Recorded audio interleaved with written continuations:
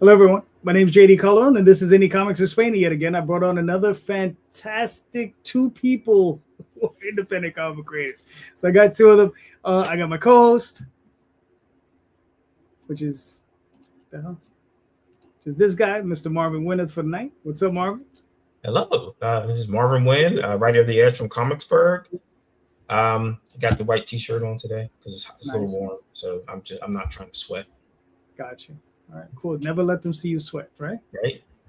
There you go. And of course, special guest of the night, Mr. Phil Russertt. What's up, Phil? Hey, how are you? Thanks for having me on, guys. Yep. Listen, anytime, brother. You know how it is. I think we've done this a couple of times before, so I would imagine I guess every 6 to 8 months. Bring you back for the interrogation. All right, Phil, how's it going? What's going on? Right. But yeah, man, I mean, so just in general, how are things going with Philbo distribution? I know you're doing the printing. We got a whole bunch of stuff to cover, but how's that stuff going?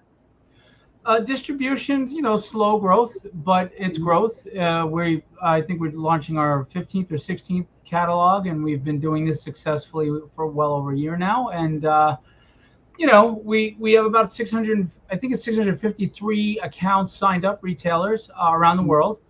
And, we just fulfilled an order for a store in France. And,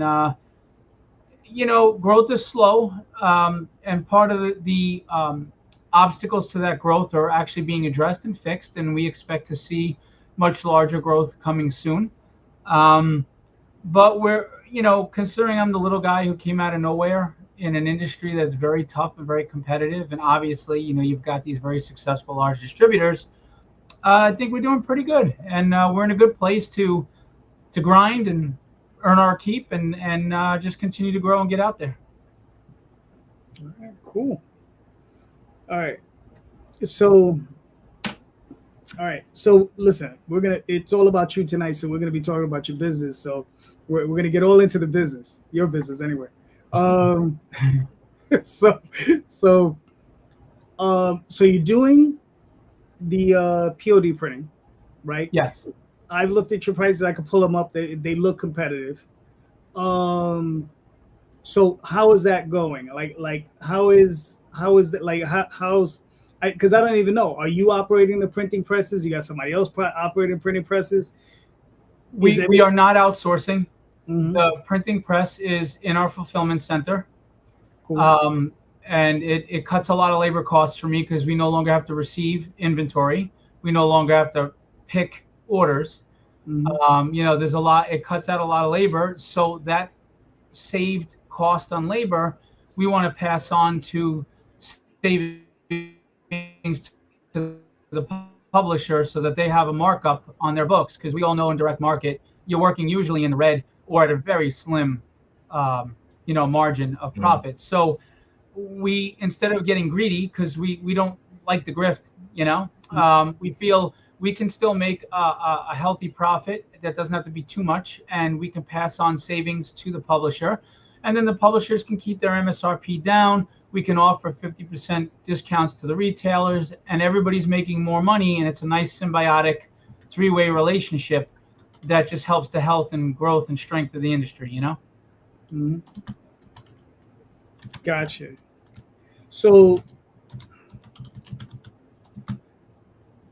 now, obviously, you got a list, like the list that's on your website. That's for outside customers, because I don't know if you're giving a separate rate for people. Yes, if you distribute through us, you actually have a lower rate, and that rate includes our distribution fee. Oh, okay. Yes.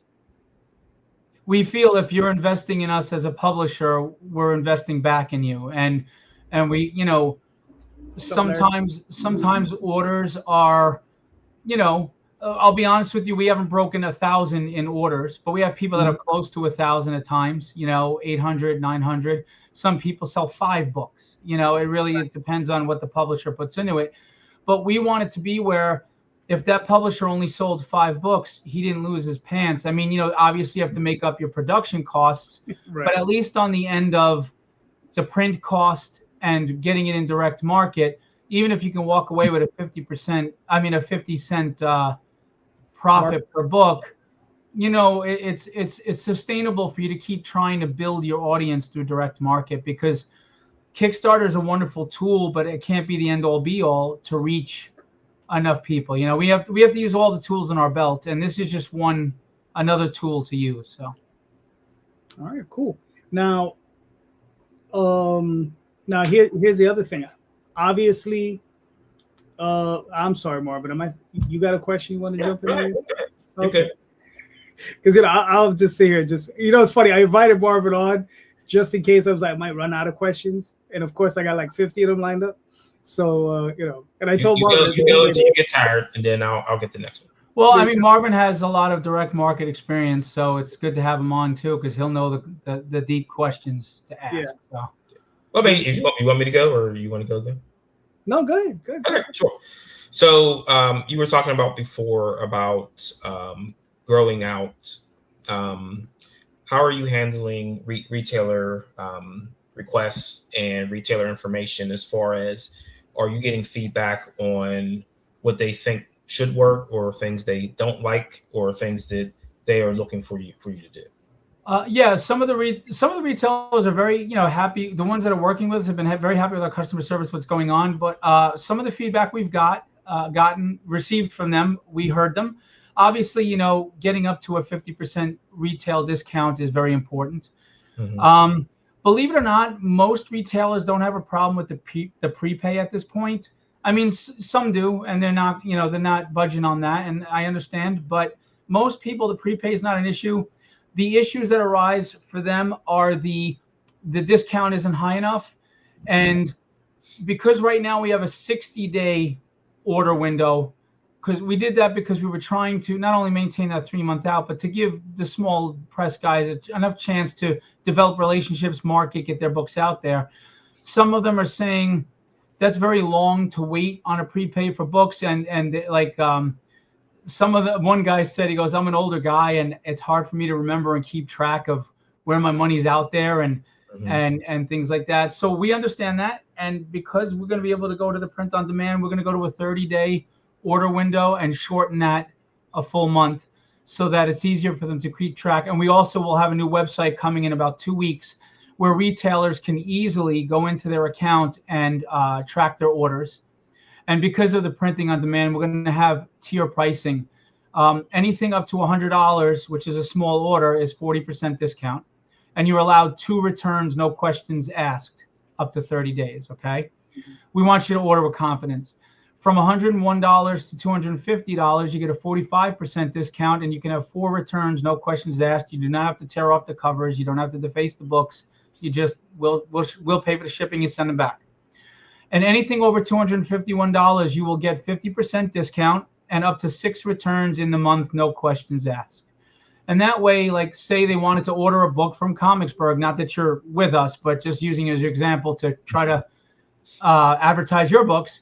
Maybe they look at your book and they say that looks interesting, but I don't know if it'll sell because I don't have people asking for the pull list yet.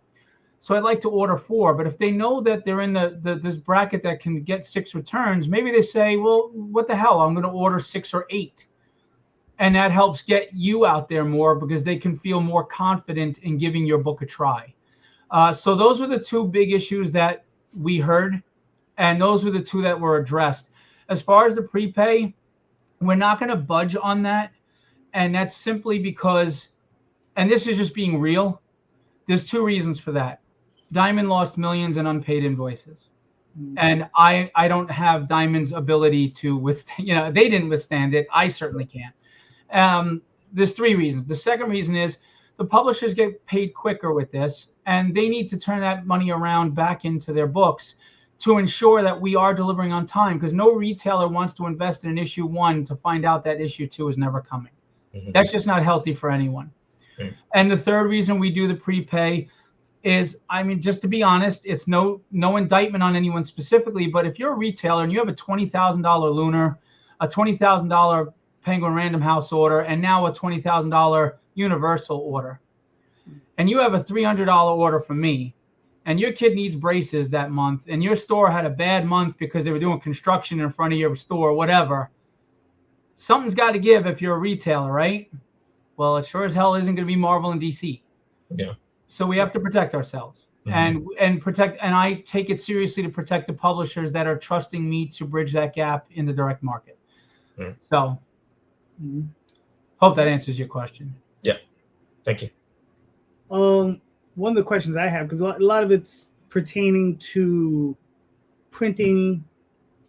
All right. So basically, if I was decide, let's say I was decide to come to you and say, listen, I want to start distributing through your service, and you accept me and all that good stuff, and I say, but I'm printing out of China, right?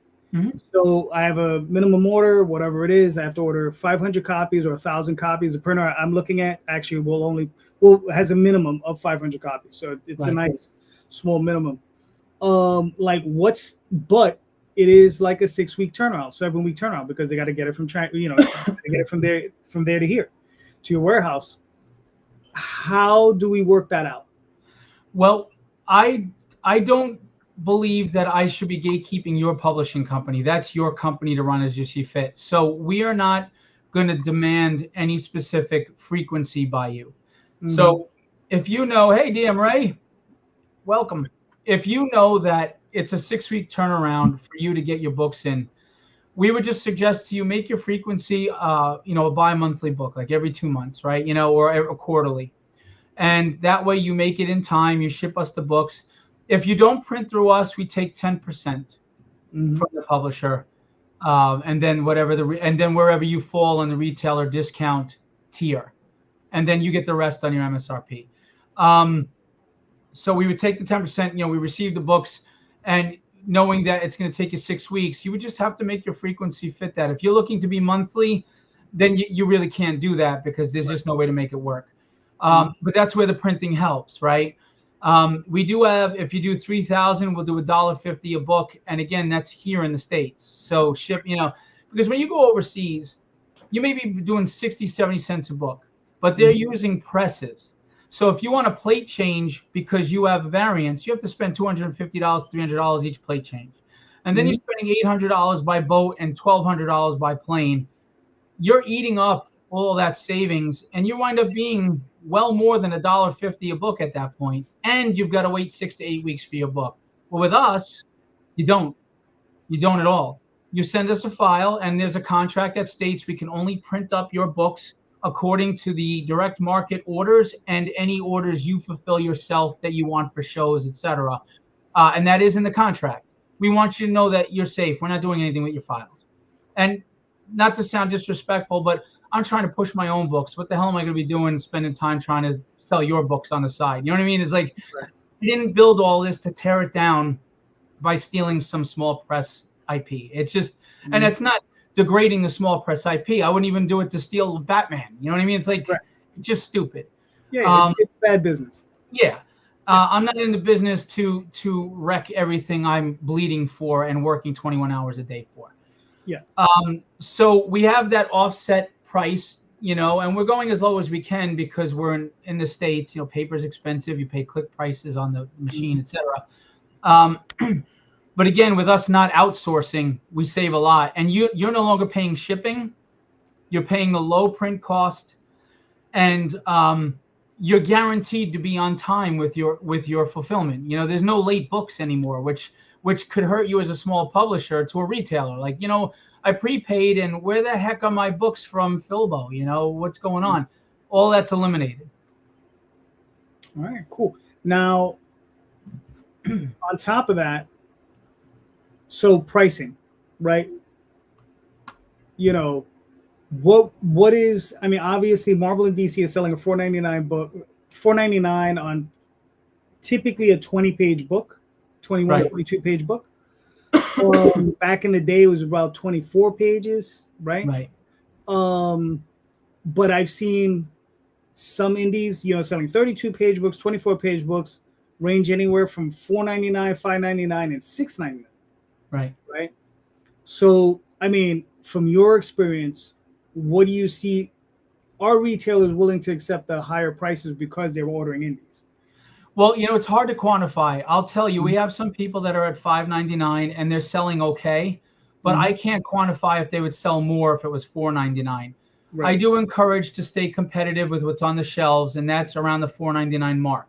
But I do understand that depending on what you're paying, you know, a lot of printers now are $3.80, $4.20, and then by the time, you know, you're paying the printer, and then you're paying the distribution percentage and the shipping, you're already in the red. So I don't ever gatekeep what a publisher's MSRP should be.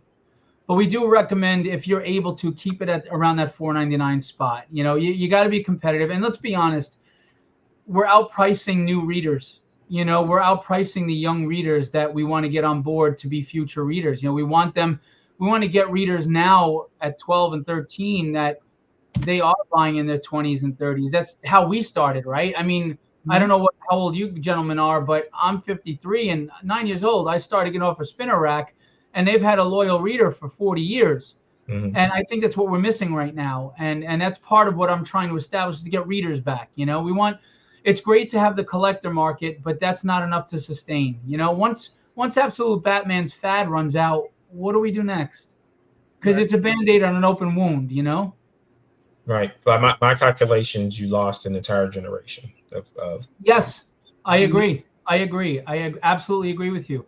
And indie is no longer the stigma, you know. I mean, we're working with professionals at this point that used to work with Marvel and DC, or even just independent artists are just stepping up. Now, some of them may not be as quick as, you know, a Marvel DC artist, but the quality of books, I mean, you look at Marvin's books, you look at your book, the artwork's fantastic, the writing is solid and professional.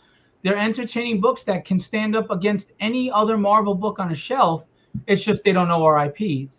You know, so again, for me, it's consistency. If we have a direct market channel for us that can get us out there every month, it may take time, but through that time, that if you're afforded that time through, you know, pricing that helps you, you can build. Yeah. So a question on that is that, again, with the retailer reach out. So have you spoken to Comics Pro at all about doing you're smiling? Not to get into negativity, but before we even shipped one book, there were some people in that community that decided they wanted to post negatively about my business without even knowing its model, without knowing anything about us, before we shipped even one book. And unfortunately, there's a lot of resistance from that area. Now, I don't know any of them specifically. I do know that the ones I do know were not favorable in the way they spoke about us. So I'm not going to be lie. I've been kind of, I would say reluctant, but not ready to speak to them until I could get this tier pricing and everything in place, because I wanted to address the retailer concerns before I go to someone, you know, go to an organization like Comics Pro to say, hey, take us seriously. You know, I just, I try to be a problem solver. And, you know, again, when you're already being knocked before you've done anything, then you really got to step up and prove yourself. When you approach them, you better be approaching them solid, ready to go. So I've just been waiting until, because I had all this planned out. It just obviously takes time. So once we implement everything, I do want to reach out to Comics Pro. I would like to go to San Diego, you know, to California and be part of their event that, you know, that is important.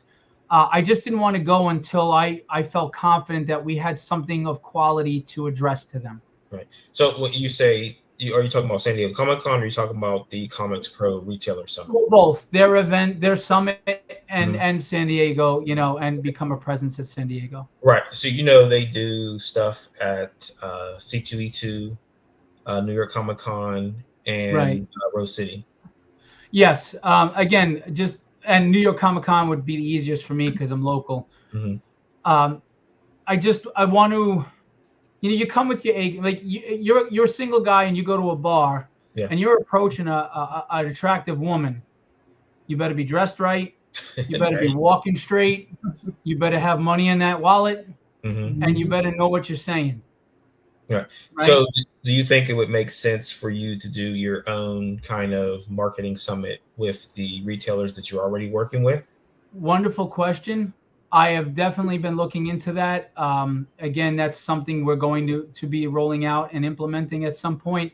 I just wanted to get a more solid footing in the industry before I do that, because I don't want to turn out 2 people. Right. That doesn't benefit anybody, and it's just a money pit. Mm-hmm. So I have to be calculated. I have to be patient, and I have to be smart, because I am David against Goliath. And even though I have a hell of a slingshot, I better have enough stones. Right. And there's another pun for you. I better have the stones, you know? Mm-hmm. All right, cool. So here's another question pertaining all to, remind you, every question, just about every question I ask you pertains to what I'm thinking as far as when I approach you to distribute my book, right? Because right now, I've done distribution way back in the day. I started in the 90s, and, when it was, capital city, Diamond, Hawaii, like there was like 14 of them, Right. But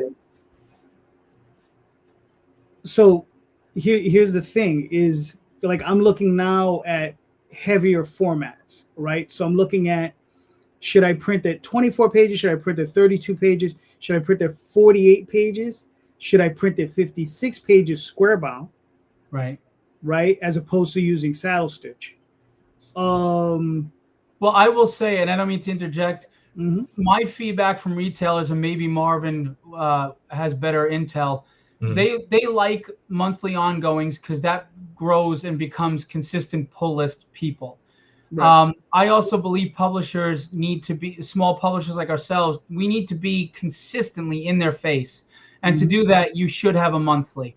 So my recommendation, and again, it's just based on what I know, maybe you don't, is do the saddle stitch, get your book out there, the monthly, and then if you want to do a collected volume after the first arc, not only you're doing the George Lucas where you can get that, the same product is being packaged 2 different ways, and you're hitting both demographics, because some people just want the graphic novel, and some people do like having that pull list every month to look forward to. You're reaching both demographics. You're also extending your longevity and your visibility in any distribution catalog. And that gives you a chance in retail with retailers to get seen. And with us, every catalog stays open, because we know that, say, your book is in there, JD, and issue 4, your sales are okay. But now that you get into issue 5, people are going, oh, all right, this guy's serious. He's sticking around, and I like this. And word starts to spread, like Dork, right? It started picking up after how many issues? We want the retailer to have no trouble at all to say, I need to go back and get 1 through 4, because now I got people wanting it in their pull list. So that's why we leave every catalog open, for that reason, and for that visibility, and for that consistency in their face. Right. So we just piggybacking on that. How many books on average, or guesstimate, are doing monthly through you? We have over 82 publishers, and I would say probably about 80% of them are regulars with us. They have something coming out every month. They may not be a monthly series, but they have enough titles that every month they're soliciting in the catalog. Okay. And then we have people that are staggering, like they had a one-shot, they had an omnibus, they had a 4-issue miniseries, things like that. Because again, we welcome whatever frequency you want. All we say is you have to meet that frequency, whatever you choose. You can't be late. All right, cool. George Medina's on. Yeah, I just saw George today. I literally just got off a 5.5-hour ride from Massachusetts, from Plastic City Con, 15 minutes before I got on this show, and I saw George this morning. Yeah, George's a good guy. Sometimes. Sometimes. That's fair. That's fair. But he's really good when he's sleeping. Oh, there you go. Oh, damn. So he says, oh yeah, he's a real nice guy when he's not around, right? But all right, going back to, because like I said, it's one of these things. It's a running debate I have with myself, because I understand the monthly thing, right? But I have to kind of, all right, I'll explain my situation, right? Because my situation is a little bit weirder than most, all right? I have a lot of content. Like, I mean, I got a lot of content, right? So, but Oswald, the Oswald Chronicles, they're situated and they're broken up. They were always meant to be like part of a bigger story, but they're shorter stories within that bigger framework. So it's kind of like the way Mike Mignola did Hellboy. So he would have like, one story named, Ghost whatever, and then the other one would be Skeleton whatever. So it's the same thing with the Oswald Chronicles, right? So I would be cycling. Most of them are 4 issues, some of the 6 issues, some of the 5 issues, but I have one that's 8 issues, right? So it's a little bit on the longer side. So I'm thinking if I release that one, instead of doing it as 8 issues, I'll compress them, make them into 4 issues, right? And then there'll be 48 pages or 56 pages books. And I'll release them bi-monthly, and I'll be able to, put them out within the 1 calendar year. As opposed if I did it the other way, I would still have to go bi-monthly, and then I would be releasing it, a year and a half, a year and 2 months. So I'm thinking that's my thought process, that it's easy, that it would be better for me to shrink it, that calendar year, right, than keep it going, right? Because maybe I can keep them more engaged, issues 1 through 4, with a prestige format. Well, it depends, right? Because the dynamic with Philbo is different than the dynamic with Lunar, right? Like if you're in Lunar, most retailers are going with them. They're the distributor. Mm-hmm. So your sales are going to be higher through Lunar than me, right? Yeah. So maybe that works with them. But going through me, maybe it doesn't, because you're new and I'm new, and maybe that first book doesn't do great. And you might want to have that second book, 24 pages in the second book coming out 2 months later, and extend it over 8 to 12 or 16 months to give you a chance to build momentum. Not saying that that's the right way to go, just saying it's a thought process, because when you go into distribution with me, you can't think the same along the lines, just being realistic, right? I'm not knocking myself, but we can't think along the same lines as we would if we're in Universal or Lunar, just because I'm still growing myself. And to go with me, we're growing together. Yep. So that does change the marketing and the mindset of a publisher. Right. There is no right or wrong answer. You have to do what's best for your business. But I just like to let people know, I will never promise you anything I can't keep. All I can promise you is this. You will be in my catalog. You will be in front of at least 653 people that are signed up with us. We do email blasts. We offer for free. We pick a random cover to be the cover of our catalog without charging you. And I give you and Marvin probably already has this, but I give you the list that Diamond released during its bankruptcy that a lot of people can't find.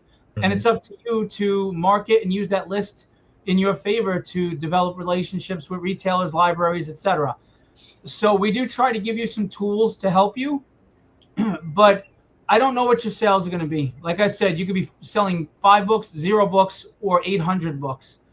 I can't say what a retailer's thought process is. All I can tell you is I promise you we're trying to build relationships, get you out in front of them, and the rest is up to you. We're the mailman.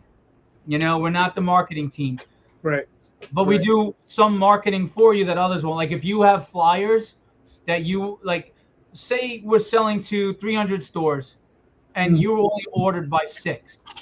Right. You send me flyers, I will not charge you extra. We'll throw flyers in those other 294 stores to at least let them know, hey, have you seen this? Check out the Oswald Chronicles, So we try to do little things like that you won't get anywhere else to help you, because I'm one of you. I'm a small press guy too. I understand the grind, Right. Yeah. And if you wanted to do like flyers or peripherals through Diamond, that was a whole entire SKU. We had to do a whole nother SKU. It had to have a barcode on it and everything to send stuff like that. Yeah, so I'm not doing that to you. Yeah.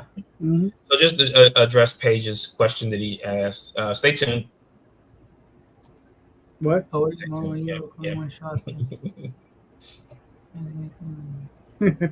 okay. Marvin being mysterious. And with our printing, we also offer Kickstarter fulfillment for people. So we really can be a one-stop shop, but we're not mandating that.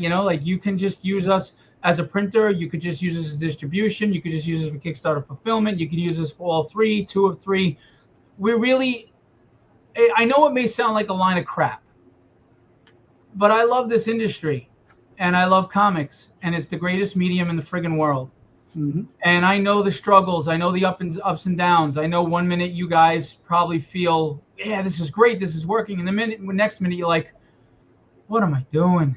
I'm killing myself here. Why? And why is it so friggin' hard? And I'm broke. And my wife is mad at me because I just spent this much money on an artist. And I got too many books in my house. And I get it.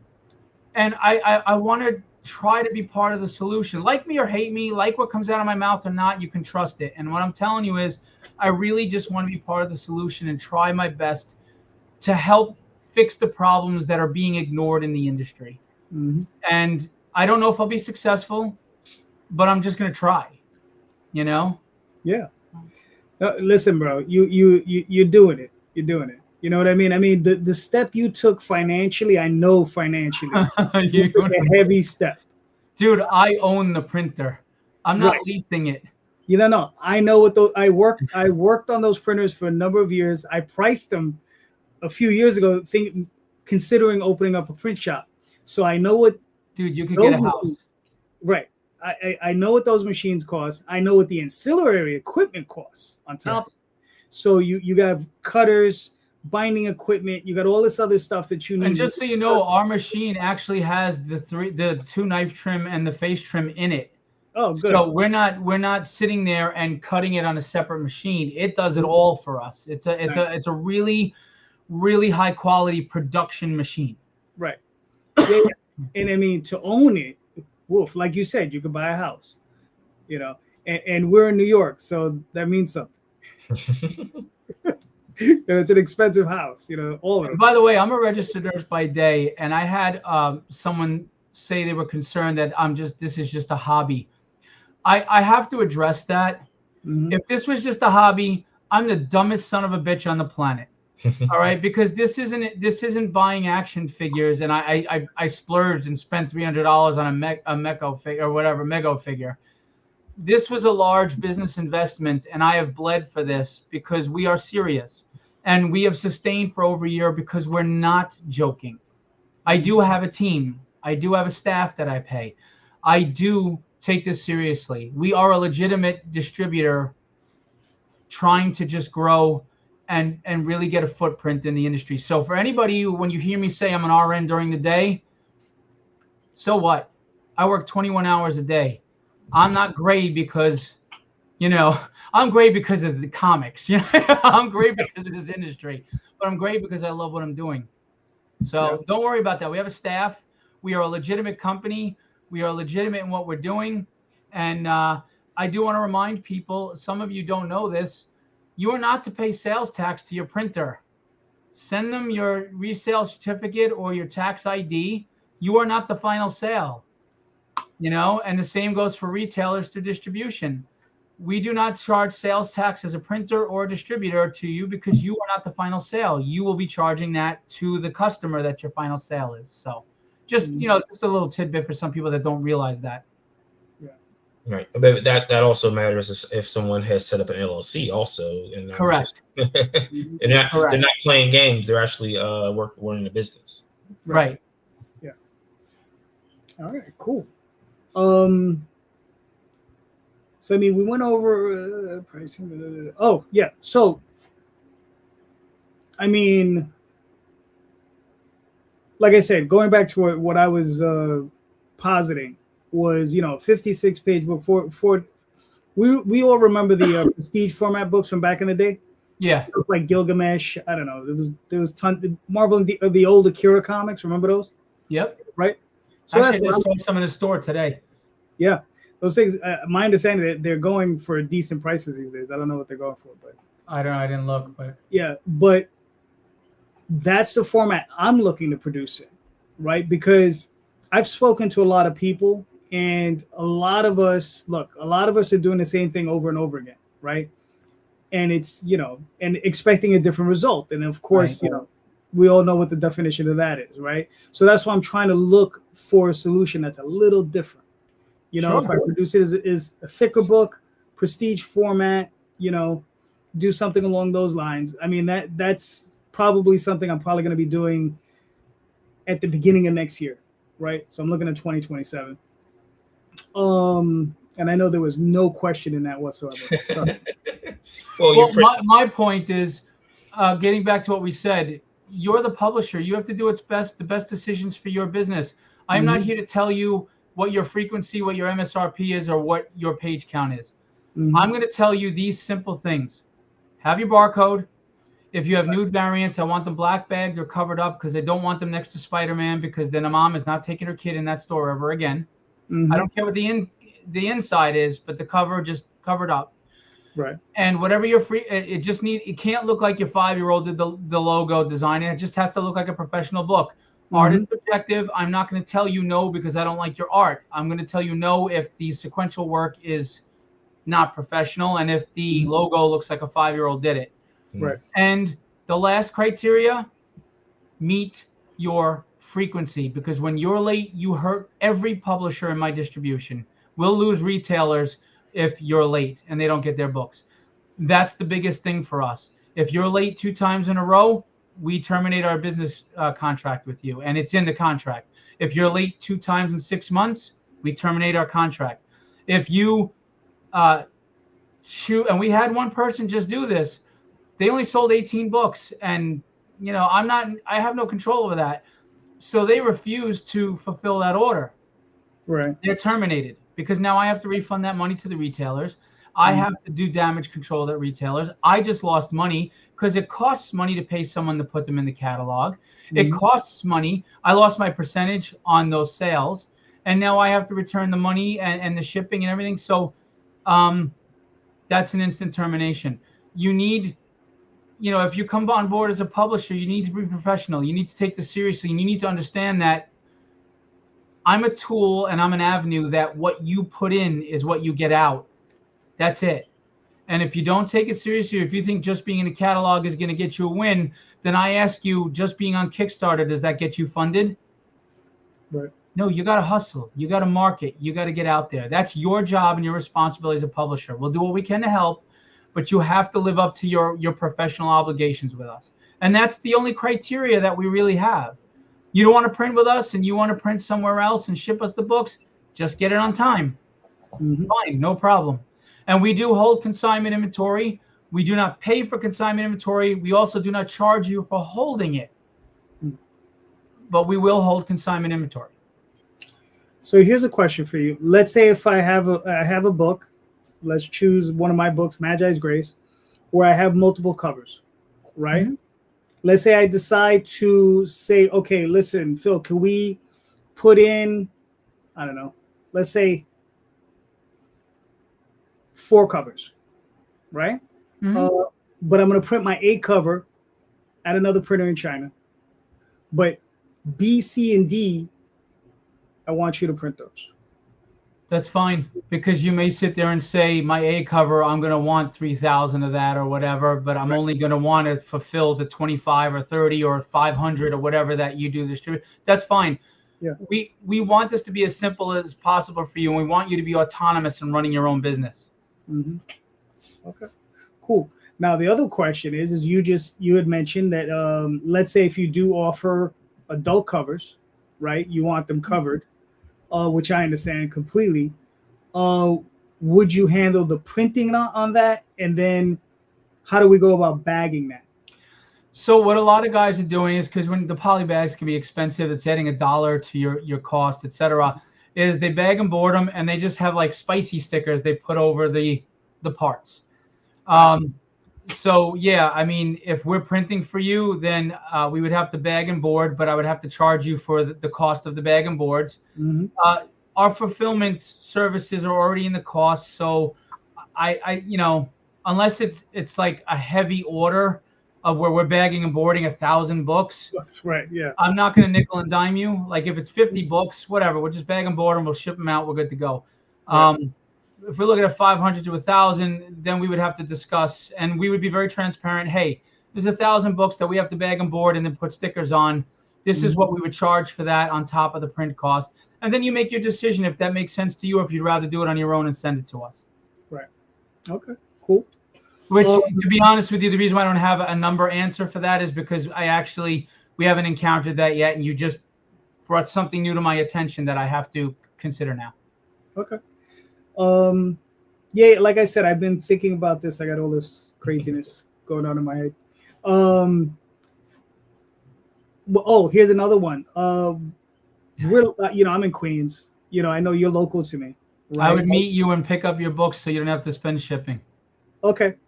Or I could just, or I could just drive them up to you. I don't know if you have an open facility that I could drop it off at. Well, I'm going to be honest with you. My home has been doxxed. I have people creating YouTube channels about me. I have people that have tried to hurt my business. They've come after my family. They've harassed us online. So I try to keep things private. So our facility is private. It's a small facility that's 2,000 square feet that is close to my residence. It is not a huge warehouse by any means, but it is a fulfillment area that I own. And I, for security reasons, I try to keep the public out. Yeah. Listen, but I would easily meet you somewhere halfway, help you out, and pick up your book. Okay, that's fair. I mean, my home was doxxed, and I have 2 small children. Yeah, no. They used on YouTube the Google Maps to show the house. They gave the address, and God forbid some lunatic, decides to. I have my elderly mother lives here, my children, so I'm very guarded with that. So forgive me, but yeah, the public is not accessible right now to our facility. No, that's completely fine. I'm sorry to hear that even happened to you. I didn't. You have no idea what comes after me, guys. You don't. That's bonkers that people are that insane. Like, you're trying to help people. You're trying to help the community, and then people from our community trying to tear you down. That's insane. I don't understand it, but I don't let it affect me, because if I'm focused on them, I'm not focused on being part of the solution. I just become part of the problem. I'm not getting into any stupid wars online. That's for people who need attention. I don't need attention. I just need to do my business. Okay. All right. Sounds good. Marvin, you got anything? Yeah. So has anyone come to you and said that they wanted to do blind bags? I actually no, but we'd have no problems with that. But if you want to do blind bags, we can do that. We're open to everything that's going on in the market right now. You want to do ratio variants? We're fine with that too. Blind bags. There might even be things I haven't even thought of that you may come to me as a publisher and say, look, I'm looking to do this as an incentivizer. Are you willing to do this? And there's probably no reason why I would say no. I mean, it's about marketing and getting us out there. And as long as the only thing you'd work out is if it's extra labor costs to me, I would just have to cover that, and just let you know what that is. But I'd be very fully transparent with you before you made any professional decisions. So when JD wants to do die cut covers, then it's good. And whatever you guys need to do. And by the way, in our digital catalog, you get a full page for every cover. So if you have 4 covers, you'll get a full page for each cover. We want them to see it, Yeah. And with the advent of the print on demand, we will be doing a physical catalog. And every retailer will get a free catalog, and then the others will be 99 cents each. And you could sell them to customers, or sometimes they just give them out, and customers love to collect them. Cool.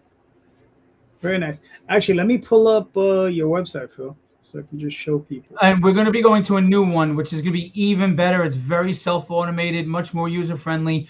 Publishers will have their own portal that they can track their sales. Retailers will have a portal to track their sales. This is the public price sheet. We do have a separate sheet for distribution, which is enclosed to those who join us within distribution. But you do get a better rate in distribution, and that's because you're investing in us, and we are going to invest back in you. Yeah, and listen. And we have to fix this because we're not going to be able to do 6x9 prints right now. And it's a complicated situation, but we forgot to change it on the website. We do 11x17 prints right now, but we won't be able to do 6x9 right now. Okay, cool. But we can do 6x9 books, digests, as long as, and depending on the paper stock you use, we can go as high as 80 pages on the saddle stitch, and we do a square fold, so it looks like a perfect bound, but it's actually saddle stitch.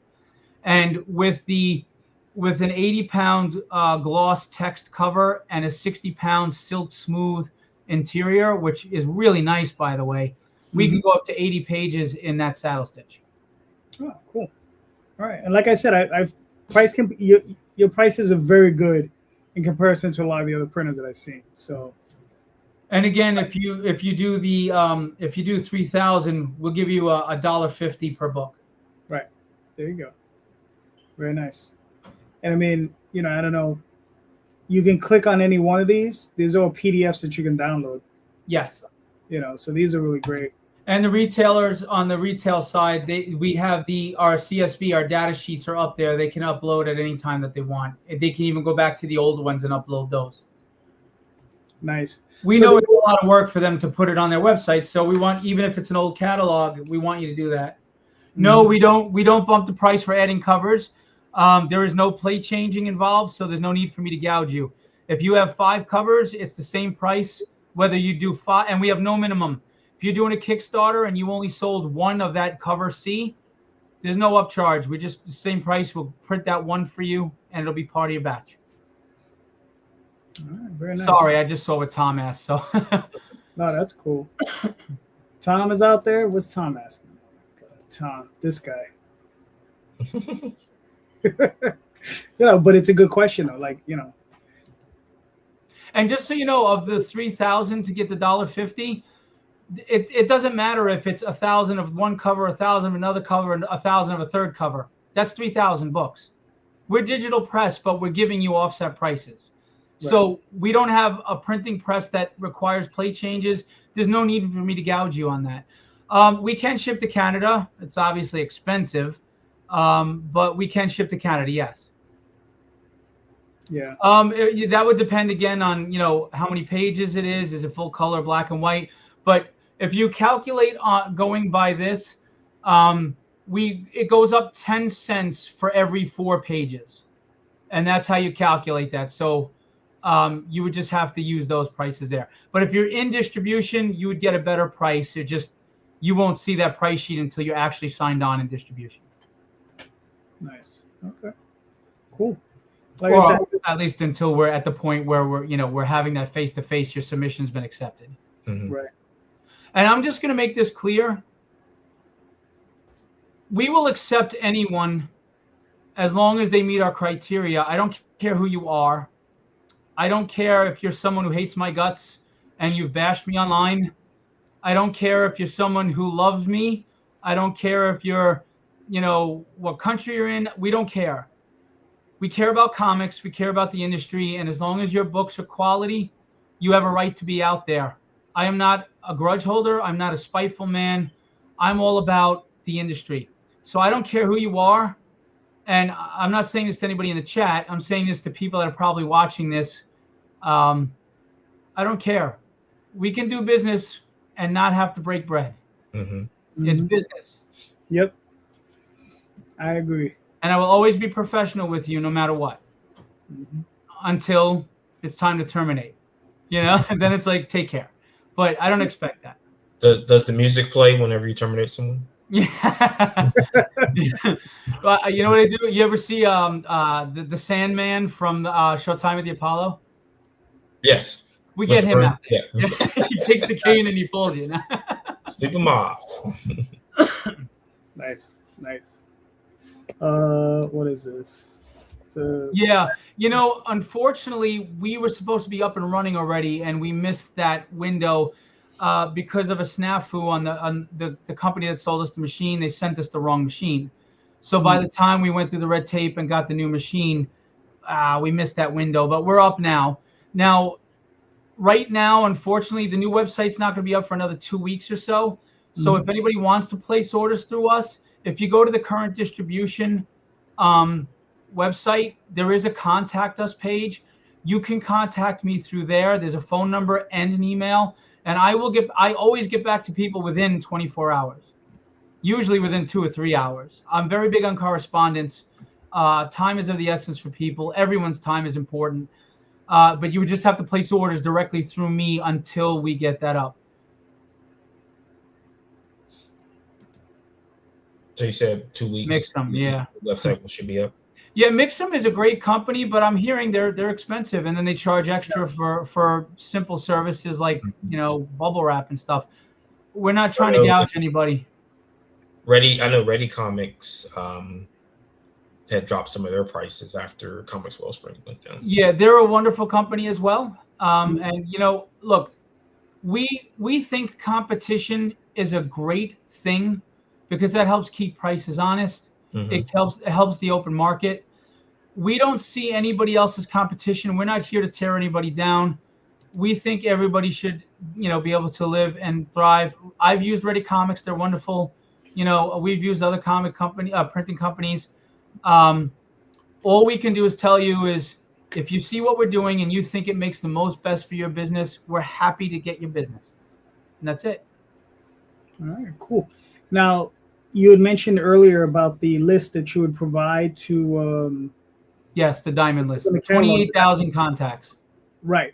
Some of them are irrelevant to you, but yeah. Right.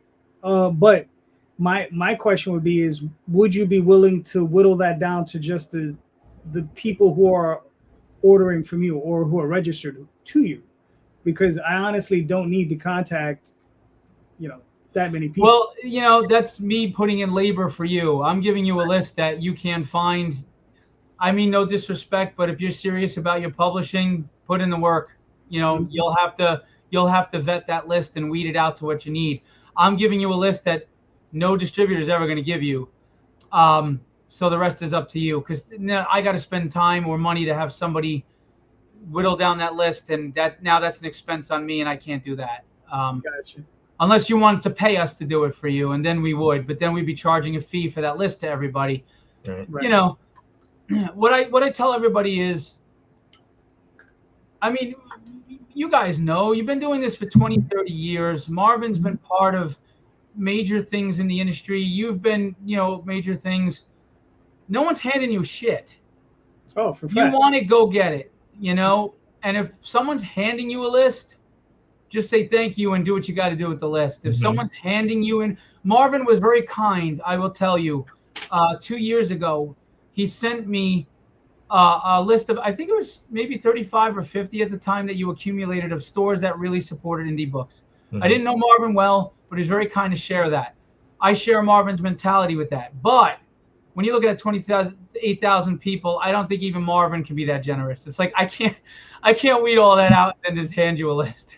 So I mean, wrong. That list is now at 411 US, and then. But you did it yourself, right? 8, yeah. Well, some people, I when I made it live, some people jumped in and helped a little bit, and only 8 international. So I mean, I'll send you the new list, and it is kind of cut down to just because there's a lot of other distributors, closed stores, other contacts on there that aren't necessary. Right. I mean, the last update was in April, so it might be kind of there's no closed stores on it, and there's new stores that just opened recently, so that it needs updated again. But I mean, if you want the other list, I'll send it. I'll send it to you also. It's very kind of you. Because I mean, what I'm talking about, man. It's about community, right? Right. Mm-hmm. Because that diamond list, like JD was saying, it like most of those stores don't care about indie books, and a lot of those people who are in those stores are very rude. Yeah. But I mean, like I said, whenever we do these chats with retailers, I always tell people, be very careful on how you communicate with retailers, because some of them don't want you to call them. Some of them only want you to send emails. They want you to send PDFs. So, and they don't want you to send a PDF until you talk to them sometimes. Right. So be very, very careful on how you take that list and try to filter through it. I would say, and to be on your just upfront, send an email, no matter who it is. Don't call. Right. And if you're going to call, Thursdays, Fridays. Do not call Monday. Do not call Tuesday. Do not call Wednesday. They're Thursday. Ordering and they're getting ready for Wednesday. Exactly. You will get cussed out, and they will probably never want to talk to you again. Thursday, Friday. Sometimes Saturdays. Like some stores told me, "Oh, call back Saturday," because the guy who does ordering is on Saturdays. So, like I said, that I would send an email and say, "Hey, do you mind if I call you? Do you mind if I send you a PDF?" Just be careful, because you're the enemy if you do it wrong. Right. And they will never deal with you again. That's true. And a lot of the retailers are old school and they're kind of set in their ways, and that's the way it goes. Yeah. Great advice. Yeah, like I said, but if you want to share that list, and those are ones that I've vetted, and those are the ones that are very, very willing to listen. That's awesome. That is awesome. I just don't have time to vet that whole list. I mean, I'm running 3 companies now, so. Right. Yeah. No. Well, actually, what's funny is what I'm looking for is not the list, is access to sending an email to the 650 people who are signed up with you. So even if I I see. You understand? I just want to. That's been brought to me, and I'm on the fence with that. And the reason why I'm on the fence with that is, yes, Antarctic Press. We distribute Antarctic Press. Yeah. The problem with me giving you that list is the only reason why you need me is my connection to the retailers. And I've had publishers go behind my back to stores and cut me out. So I have to be very careful of that. So if I were to give you the list of the 653 people that signed up, why do you need me? And I know look, I'm for the community, but I do have to protect myself as well. And I hate to be that way, but I've had publishers cut me out and move around me. And that doesn't just hurt me, it hurts every other publisher that was with me. Instead of and I try to tell the publishers, the long game is, instead of trying to get that deal with that 3 to 5 stores on your own, if you help Philbo build into being the size of Lunar, now you are going to get orders 1,000, 2,000, 3,000, and you don't have to do all that work. Building me builds you, because I'll carry you on my shoulders, in the sense of I'm bridging that gap between you and the stores. But if you cut me out and you go behind me, that's where you're going to be for the rest of your life. Consignment with a bunch of stores, and you got to keep track. You don't know what they've sold, what's been damaged, what's gone. You're right, Tom, but I do. And I think we all need to start looking at long game. I think it's very important. Otherwise, this isn't going to work, because if we continue with the short-term answers, we're eventually going to run out of answers. You can't put a Band-Aid on an open wound and think that the wound is going to heal. You have to go through the healing process. And that takes time. So I agree that I feel in long game. This is a 12-round fight, and we're in the first minute of the first round. Some people are worried about, how do I get out of the first round? And those are the guys that get knocked out in the first round. I'm talking about sustainability.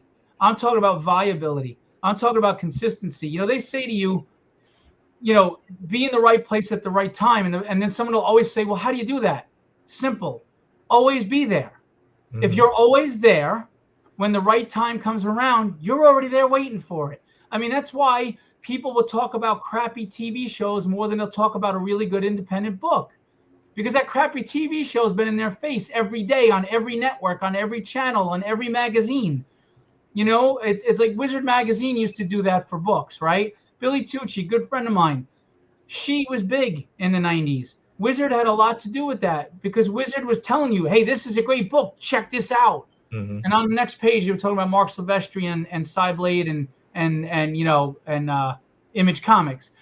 We don't have anything anymore that really tells the audience, dude, you got to check out this book. I mean, we've got these influencers online, but we all know a lot of them get paid under the table by the large companies to try to tell you what you're supposed to like. Well, we don't have anything that's getting you out there telling you, man, you missed out. This Oswald Chronicles. If you like anthropomorphic and you like fantasy and you like stuff, this is right up your alley. We don't have that, which, by the way, we're working on something for that as well. We're going to be putting out our own Wizard type magazine that's interactive, entertaining.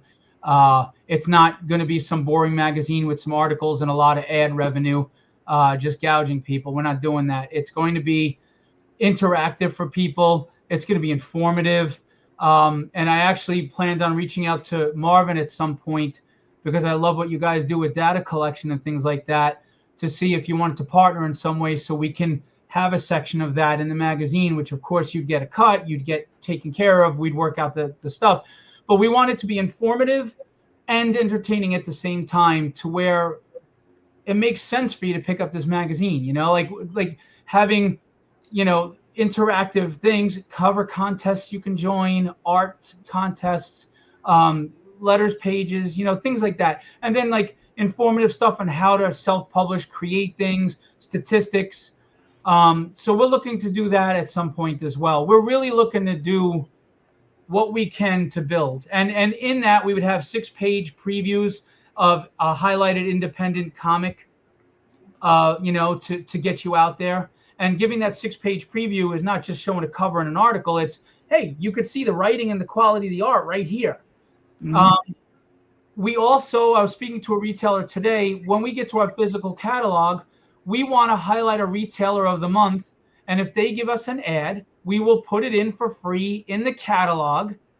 So we're highlighting the retailer of the month to work with retailers. We want to work with everyone. We want to bridge gaps. Right now, it feels like there's a war, retailers against publishers, publishers against retailers. The distributor is just trying to get what he can out of the other two. It's not healthy. It doesn't work. It doesn't work. If we're all working together and we're all making money and not grifting off each other, it's a healthy industry. Mm-hmm. And we can build this up and get readership back. And everyone that has a quality product can succeed. Not everyone's going to succeed. Sometimes the book is just not good enough, or maybe you didn't market enough, or whatever. But anybody who deserves a fighting chance to get in the ring, we want you in the ring. What you do with that fighting chance is up to you, but we want you in the ring. Right. And I mean, you saw what happens when you've got dividing little sides here. That was Diamond. That like their whole entire failure was a failure for the entire industry. Right. Mm-hmm. Agreed. And then the way they went out and all the publishers that lost inventory and didn't get paid, and it was horrible. It was terrible. Yeah. I mean, like, we have Terry Moore, Strangers in Paradise, with us, right? And just to let everybody know, if there's any retailers watching, they're about to go to Dark Horse in October. We won't be able to distribute their books anymore unless I buy the inventory, which I might. So we're selling it at 70% off right now. All his omnibuses for Strangers in Paradise, Echo, Motor, what was it? Motor City. Motor Girl? Motor Girl, that's it. Sorry. Mm-hmm. So those are at 70% off if you want those omnibuses, but you got to get them soon. Unless I buy the inventory, then I can keep distributing them. But so, we work with Terry Moore. We worked with Marat Michaels. We work with Billy Tucci. We work with Antarctic Press, Devil's Due, Heavy Metal. Zenoscope is now at Universal, but we have their backstock. We're carrying some of their older stuff. We were there when they couldn't get picked up. We were doing their Grim Fairy Tales 100 J. Scott Campbell cover. So. Yeah, so you're saying that Diamond's Fair was actually a plus for AP because they've increased their sales by 20%. That's great. So, yeah. Joe and Ben are really great guys, and I think they do wonderful things for the community, the way they pull other people on and get them out there, and they're really nice guys to work with, and they're communicative, and they're just good-hearted people. I really like them. Good people. All right, cool. Let me pull up something else this is for Marvin. Because The Edge. I just want to go. Marvin, we'll make this. Come on, pitch it to us. So this is The Edge, Volume 3, covering issues 10 through 14. So we're in the midst of our continuing war of enhanced people. We have the organization God's Thunder from issue number 1, who hate anyone who has special powers. So they have recruited Kyrad, this hulking, 8-foot tall, destructive monster, to eliminate them for them. So he's going out and just wrecking anyone who has powers. His hammer, he's able to charge with any kind of energy. So he starts off by draining a reactor, and then he goes around the world just powering up his hammer. Gotcha. All right, cool. When are you looking to? When are you fulfilling, more or less? I'm fulfilling at this very moment. Orders have gone out for a lot of stuff, so should have everything ready to go by October. So I'm supposed to ship in November. I'm just saying. Yeah, we'll see. But yeah, mostly everything was done except for the trade itself. Everything else was done. All right, cool. So I'm looking forward to my trade. That's what I'm asking. You're looking forward to your Didn't trade. stop. You ain't getting no trade. Yeah. I ordered a trade. Come on. Yeah, You know so I late, support. I don't know, late pledges until whenever. I don't know. I'm like, it might as well keep it up, right? So why take it down if they don't give me a time limit? All right, cool. Real quick, I'll pull up my campaign, which is for the Oswald Chronicles, A Country Night in New York City. I got another 7 days. This is issues 1 through 4. And this is about a young lady. Her name is Anna, and she's a knight. And she's on a quest to bring an army to save her people. And Oswald is recounting this story because it deals with his bigger story. So, but these are some, we have some Frazetta, homage covers. We have a couple of them, the Death Dealer covers, and these are some of the interior pages by Jade Gonzalez. So, all right, that's pretty much it. I got another 7 days. Go check it out. So I have a question. Go ahead. Black and white. Wow. Well, I thought I explained this to you, so I'll explain it again. So what I do is I commission my artists. They give it to me in black and white, right? Mm-hmm. I go through the process of selling it on Kickstarter, right, in black and white.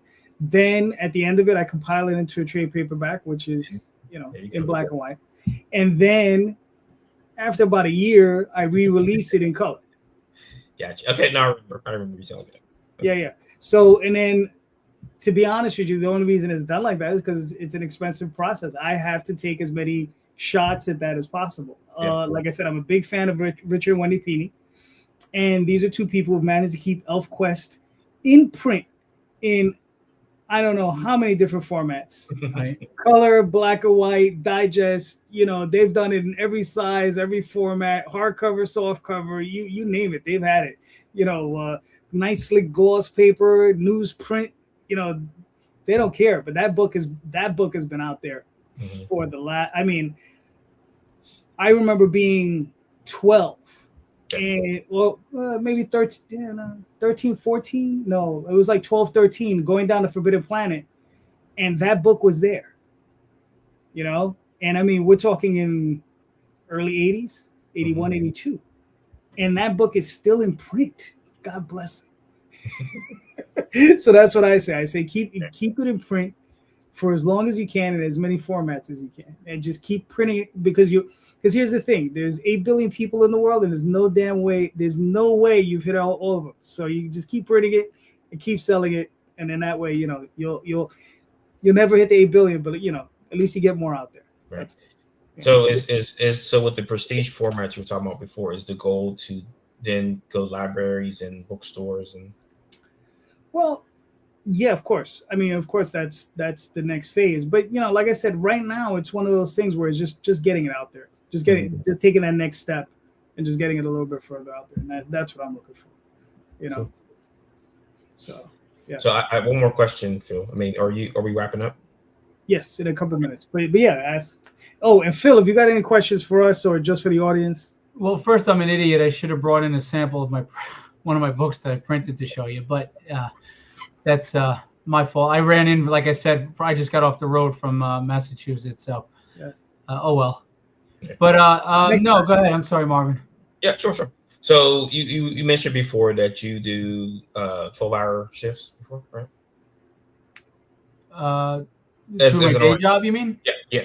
No. I contract myself as a home care nurse, so I have a very flexible schedule. Okay. So how, and I'm pretty sure that this is something that everybody want to hear. How do you juggle the hats? Great question. So being that I contract myself as a registered nurse that does home care, sometimes I work from home over telehealth, sometimes I work out in the field. So I'm very flexible with my schedule where I really work 3 days full. I could work 3 full days. I could work 6 half days. I can or take a day whenever I need. But I also have staff. We have a fulfillment team. Maura Powers is, she was my product manager, but she's coming on board as a percentage owner who takes a lot of heavy lifting now as well. We have administrators that help. And it's also a family-run business. My wife steps in and does a lot to help as well. So I do have staff. I do have help. The biggest thing for me is I'm the face. So I'm the one who's really dealing with all the communications with retailers, new publishers coming on board, etc. But those are things that I can schedule and work out, and around the day job, etc. But we are a team of, I think there is 9 of us or 10 of us, and then me. So I'm not doing this alone, but it is a lot. Yeah. Yeah, like I'm not exaggerating when I say I do 21 hours a day. Again, I just got off the road from Plastic City, Comic-Con, Massachusetts, jumped right on this live, and then we have, I have my own publishing things to do. I have pages to edit and things like that. So, there's no rest for the weary. You love what you're doing, you're not working. Right. Yeah. So, so Phil. Yes. What would you say is your biggest obstacle, right? And what can we do as a community to try to help you overcome that obstacle? That's a fantastic question. The biggest obstacle is getting retailers to take me seriously and to take independent books seriously. That's the biggest obstacle. I have plenty of publishers on board. I have plenty of publishers each day. God bless them. We welcome them. But we need more retailers ordering regularly and coming on board. And we think that this printing is going to afford us to fix the situation, the problems that they've addressed, at least for most of them, What can you do? And I say this all the time. The people that have the power in this industry are the consumer. When you go into a store, your local store, and say, hey, do you order the Oswald Chronicles through Philbo distribution? No, I don't work with Philbo. How come?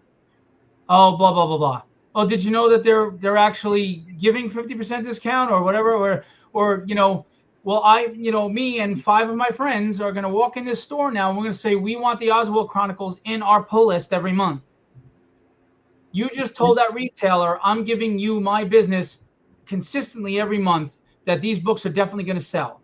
So that retailer has to then consider, well, if there is a profit margin with Philbo and these guys want these 5 books, then maybe I'll give them a try. But no retailer is expected to think they're going to keep their lights on by ordering books blindly. But the consumer can tell them, no, you're not ordering blindly. I want this book. So if enough, like for example, Tragedy, my book, we have 9 people with it in their pull list in the local store here. That guy orders anywhere from 12 to 20 issues a month easily and reorders. He can order with confidence because he knows those 9 guys are coming back, and there's probably going to be at least 2 or 3 that pull it off the shelf that just walk in, right? So it's the consumer who has the power. If I always tell consumers, go to my distribution page the same way you scroll through Kickstarter at 3 in the morning.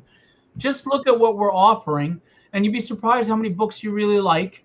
And you go to your retailer and say, I want you to order these books for me because I will buy them every month. And if if you're telling him to order 5, 10, 15 books from that catalog, and that retailer says, all right, there is a markup for me on those books and it makes sense with the shipping, blah, blah, blah, which is my side to take care of, then you just told them, I'm guaranteeing you money every month. And they're going to order. So it's up to the fan. If you really believe in indie, if you really believe in what I'm doing, don't root quietly from the sidelines because those days are over. I appreciate cheerleading. I appreciate likes and comments, but it's time to put the pedal to the metal, put the boots to the ground. You got to tell these retailers why it's worth it to them to buy indie. All right. Cool. I like it. Phil, this was awesome. Thank you so much. Thanks for having me on. Listen, and I like that you ask all the tough questions. I like that you had Marvin on because Marvin knows retail. I want you to ask me. I want you to trust what I'm doing, and you can only trust me if you ask the tough questions and I can answer them. Right. Cool. Yeah. And like I said, I appreciate it. I know Marvin appreciates it, and I'm hoping the community appreciates it. And I mean, listen, man, I know you're doing great work. I'm looking forward. I'll be in touch. We will, get together one time at one point. Yeah, you don't have to submit because I already know what your material is. If you just want to have a conversation, we can have a face-to-face. I'll explain everything in detail. And if it's worth it to you, let's do it. If it's not, no harm, no foul. I take nothing personally. Yeah. No. Like, for me, it's like being in the business so long, I'm very cautious. Of course. Right? I get it. It's like you just have to be. It's just one of those things. Because, like I said, my thing is getting to the end of this project, and I have to protect myself and protect my finances to be able to get. Absolutely. Yeah. Absolutely. Yeah. All right. So, like I said, Phil, thank you for coming on. You're awesome. Real quick, Phil, where can they find you and your work? Well, it's funny because we're transitioning over to the new website, but right now, if you go to www.philbodistribution.com, we've had questions of why it's called Philbo. I'm a big Lord of the Rings fan. I have very large hobbit feet, and my wife calls me Philbo. So I took the two greatest things in my life, my wife and my dream of comics, and I put them together. So if you go to philbodistribution.com, the public can see our catalogs, and retailers could go in and sign up for an account, and publishers can submit through the portal. I will be opening a retail store for Philbo products for stuff that I Kickstarter and don't put through distribution as well soon. Facebook, I work off my personal page because I'll get 10,000 people seeing my posts there. But if I do a business page, Facebook buries me. So the best thing to do is go to Facebook, go to Phil Russertt, or is it Phillip Russertt? I forget, but you'll find me. If you go to Instagram, type in Phil Russertt or Philbo on either one, you'll get us. Philbo pops up everywhere at this point. So we're out there, guys, and we're not going anywhere. I just want to make that clear. We're not a flash in the pan. We're not doing this as a hobby. I'm not doing this because I'm bored and have nothing better to do. I'm doing this because I'm in here for the long haul as a publisher, distributor, and printer. We would love your help, but we're doing this no matter what. Cool. All right, cool. Marvin. You can find me on comicsburg.com and theedgecomic.com. Hit those two websites up and you can get to all the socials. All right, cool. You can find me on Facebook, Instagram, all those different places. Friday nights here with, not here, but another stream with JD Rosario and Tom. You typically, next Sunday, you'll see me here with those guys and some other people. And this Tuesday night with Rob Notari and a couple of guests will be there. And just remember, please, check out the show notes, because in the show notes are links to Phil's page, Marvin's page, my page. And please click those links, buy those books, because we really love making comic books. So please buy those books, help support us. And remember, read more indie comics, especially ours. Have a good night, everyone. Thank you. Good night.